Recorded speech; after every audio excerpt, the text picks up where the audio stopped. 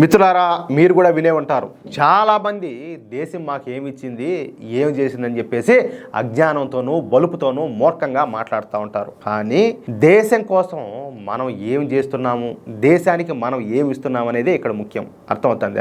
ఎంతసేపటికి దేశం మనకేమి ఇచ్చింది అనేది కాదు, మనం కూడా దేశానికి ఏం చేస్తున్నామో అది కూడా ఆలోచించుకోవాలా. అవునా కదా? ఇప్పుడు నేను మీకు నేటి తరానికి చెందినటువంటి ఒక ఆదర్శ మహిళ గురించి చెప్పబోతున్నా.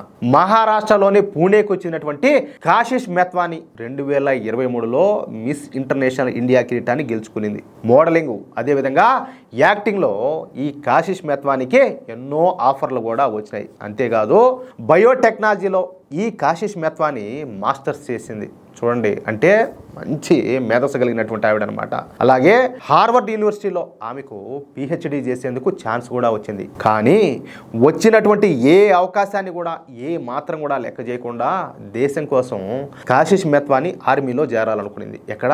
ఆర్మీలో. అదే లక్ష్యంతో 2024లో సిడిఎస్ ఎగ్జామ్లో ఆల్ ఇండియా 2వ ర్యాంక్ అయితే సాధించింది. ఆల్ ఇండియా 2వ ర్యాంకు. ప్రస్తుతం ఈ కాశిష్ మెత్వాని ఆర్మీ ఎయిర్ డిఫెన్స్లో విధులైతే నిర్వహిస్తుందన్నమాట. ఎంత గ్రేటో చూడండి. ఆవిడ అంత గొప్ప స్థాయికి పోయింది, అంత గొప్ప చదువులు చదివింది. ఇంకా గొప్ప గొప్ప చదువులు చదివేదానికి ఏకంగా ఆఫర్లే తన ముందుకు వచ్చాయి. అన్నిటిని కూడా కాదని చెప్పేసి ఈరోజు ఆర్మీలో చేరి మన దేశానికి సేవ చేస్తుంది. సెల్యూట్ చెప్పాలి ఆవిడకి.